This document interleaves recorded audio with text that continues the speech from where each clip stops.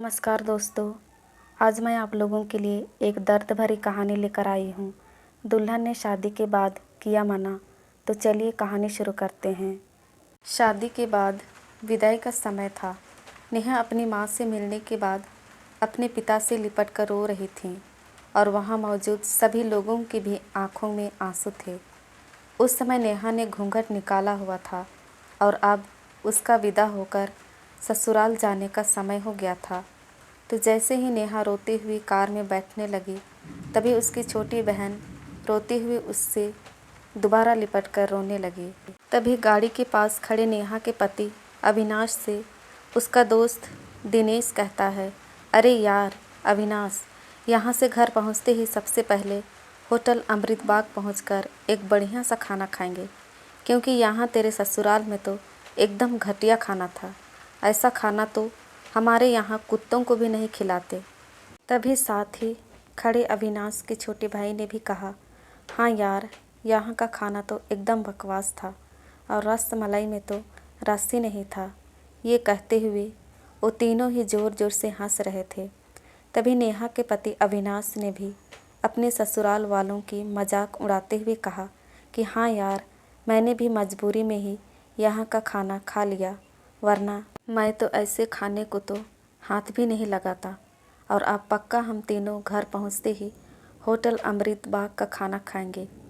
अपने पति के मुंह से ऐसे ऐसे बातें सुनकर नेहा कार में बैठती बैठती रुक गई और उसने गुस्से में सबके सामने अपना घूंघट हटाते हुए कार के दरवाजे को ज़ोर से बंद किया और आंखों में आंसू लिए नेहा अपने पिताजी के पास चली गई और उनका हाथ पकड़कर उनसे ये कहा कि पिताजी, मैं ससुराल नहीं जाऊंगी, मुझे ये रिश्ता बिल्कुल मंजूर नहीं है।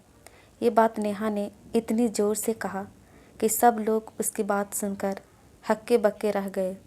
सब लोग नेहा के नज़दीक आ गए और नेहा के ससुराल वालों पर तो जैसे पहाड़ ही टूट पड़ा हो।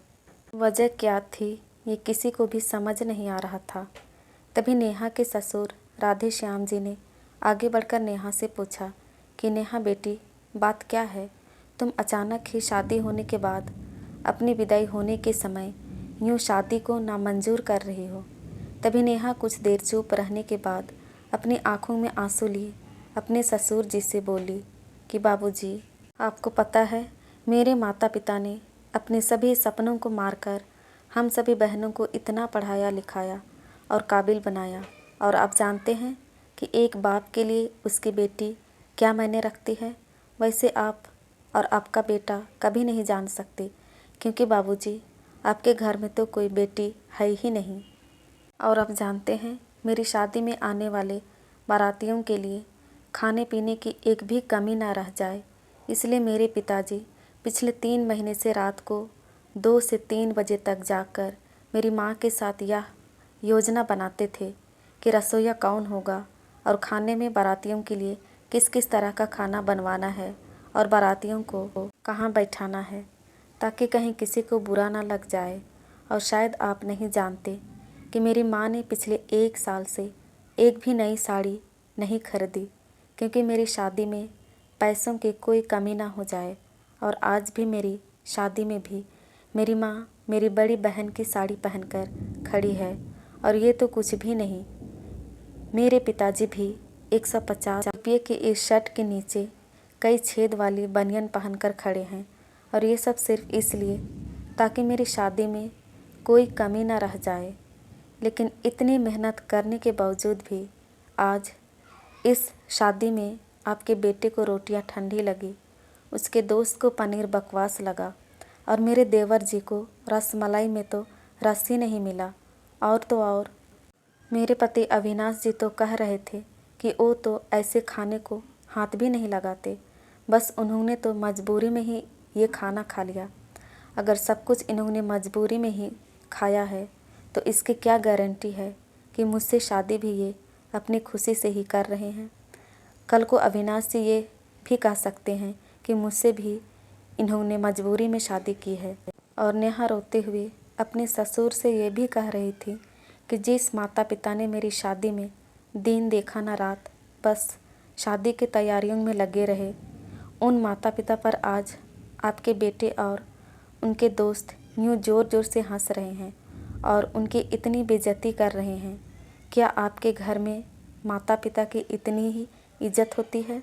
तभी नेहा के ससुर ने कहा कि बेटी, इतनी छोटी सी बात पर तुम इतना नाराज़ हो गई। तो नेहा ने अपने ससुर की बात को काटते हुए कहा कि बाबूजी, ये छोटी सी बात नहीं है। अगर शादी के बाद मैं भी आपकी इज्जत ना करूं तो आपको कैसा लगेगा? ये सुनते ही नेहा के ससुर ने शर्म के मारे अपनी आंखें नीचे कर ली। तभी नेहा ने कहा, लेकिन बाबूजी, अब चिंता ना करिए। हमारे अंदर हमारे अच्छे माता पिता के संस्कार हैं। किसी की बेइज्जती करना, ये सब हमारे माता पिता ने हमें कभी सिखाया ही नहीं है। ये सुनते ही नेहा के पिताजी दयाशंकर जी ने आंखों में आंसू लिए अपनी बेटी को गले से लगा लिया और उससे कहा कि बेटी, मुझे गर्व है कि तू मेरी बेटी है और अब तू शांत हो जा। बेटी, तुझे मेरी कसम, तो इन्हें माफ़ कर दे और खुशी खुशी अपने ससुराल चले जा। तभी नेहा का पति अविनाश भी नेहा के पिताजी और नेहा से हाथ जोड़कर माफ़ी मांगता है और ये कहता है कि बाबूजी, मुझे माफ़ कर दो, सारी गलती मेरी ही है, लेकिन आज आपकी बेटी ने मुझे एक पिता की इज्जत करना सिखा दिया और आज के बाद मैं हर किसी के माता पिता का हमेशा इज्जत करूँगा। उसी वक्त नेहा के ससुर राधे श्याम जी भी आगे आकर अपनी बहू नेहा के सर पर हाथ रखकर कहते हैं कि मैं तो बहू लेने आया था, लेकिन ईश्वर बहुत कृपालु हैं। उसने मुझे बहू के रूप में एक बेटी दे दी और वो भी इतने अच्छे संस्कार वाली, जो कि माता पिता का भी इतना सम्मान करती हैं। और अब बेटी, मेरे कहने से इन नालायकों को भी माफ़ कर दे, मैं हाथ जोड़ता हूँ तेरे सामने। तभी नेहा अपने ससुर जी के दोनों हाथों को पकड़ लेती है और कहती है कि नहीं बाबूजी, आप मेरे पिता के समान हैं, कृपया आप मेरे सामने हाथ मत जोड़िए। तभी नेहा के पिताजी दयाशंकर जी भी कहते हैं कि समधी जी, आप मेरी बेटी के सामने हाथ जोड़कर कृपया हमें शर्मिंदा मत कीजिए। मेरी तो आपसे बस इतनी ही प्रार्थना है कि हमेशा आप मेरी बेटी को अपनी ही बेटी समझना और इससे कभी कोई गलती हो जाए तो इसे माफ़ कर देना।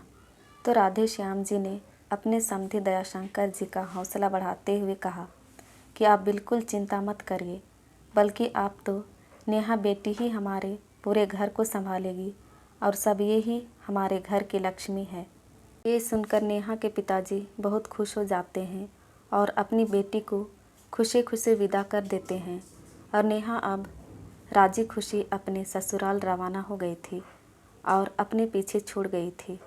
आंसुओं से भीगी हुई अपनी माँ और पिताजी की आंखें और अपने पिता का वह आंगन, जिस आंगन में कल तक वह खूब हंसती खेलती थी, आज से इस आंगन की चिड़िया उड़ गई थी किसी दूर प्रदेश में। तो दोस्तों, बेटी माँ बाप का अभिमान व एक अनमोल धन होता है और दोस्तों, अपनी छाती पर पत्थर रखकर वो अपनी प्यारी बेटी और अपने जिगर के टुकड़े को उसकी शादी करके उसे विदा करता है। इसलिए दोस्तों, एक बाप अपनी बेटी की शादी करके वैसे ही उससे दूर हो जाता है और हमें उसका अपमान करके उन्हें और दुखी कभी भी नहीं करना चाहिए। दोस्तों, दुल्हन ने शादी के बाद किया मना, एक दर्द भरी कहानी आपको कैसी लगी नीचे कमेंट करके हमें ज़रूर बताइएगा। और अगर आपको ये कहानी पसंद आई हो तो अपने दोस्तों के साथ ज़रूर शेयर कीजिएगा और ऐसी ही प्यारी कहानियाँ सुनने के लिए हमारे चैनल को सब्सक्राइब कीजिएगा। धन्यवाद।